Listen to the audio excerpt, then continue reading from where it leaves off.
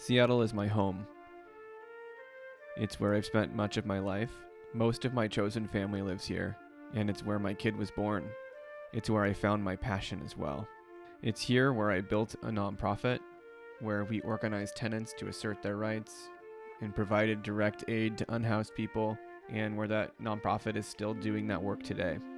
It's also the place where I devoted my last 4 years working at the city to pass policy and pass budgets built with community to improve the lives of everyone who calls the Emerald City home. And I'm leaving this place in just a few months.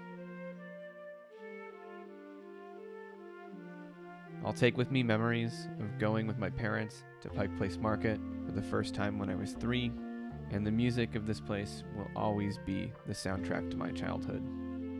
I'll have memories of week-long camping trips in the Cascade Mountains, and salmon or halibut fishing and crabbing on Puget Sound and in the Pacific. I'll remember the Mariners at the Kingdome and the Sounders winning Champions League.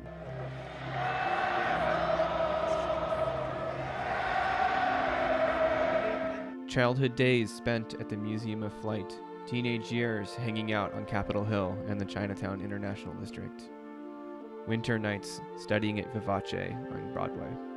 And I'll always have the memory of when my kid first rolled over, sat up, crawled, walked, and talked. All of those things happen in Seattle, and the city will always be a part of her. All of this to say, I truly love Seattle. But I'm choosing to let it go, and I'll tell you why.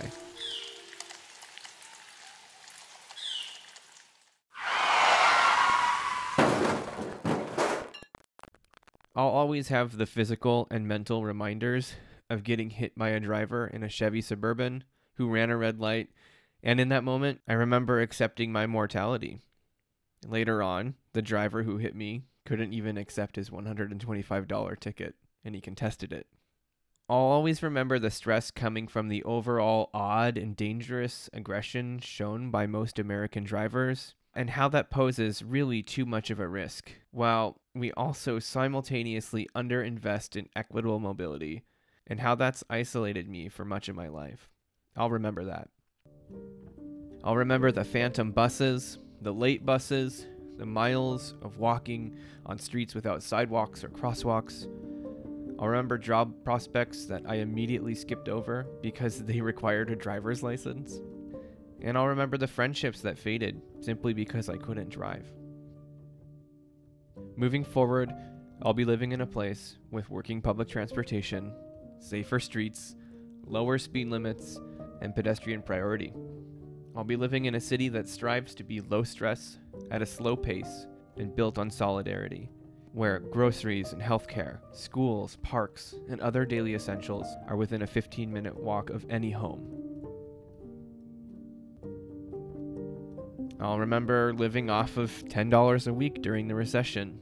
I'll also still carry my forever college debt and the memory of hardships caused by medical debt carried through my 20s. I'll remember sleeping on friends' couches, worrying about where I might sleep the next night, or if I would ever be stably housed. But at least my kid won't have to worry about those things. She'll have access to free education throughout her life, and universal health care. No pay-to-play essential social services. And importantly, she'll be able to grow up with autonomy, which is something that many American kids don't get. That, to me, is the most important thing. And obviously, France isn't perfect, and even as that's the case, it's undeniable that the standard of living is much higher, which is why I do believe it's a better place for our family at this moment in time. I'll miss Seattle. I love this place, and I will always be of it.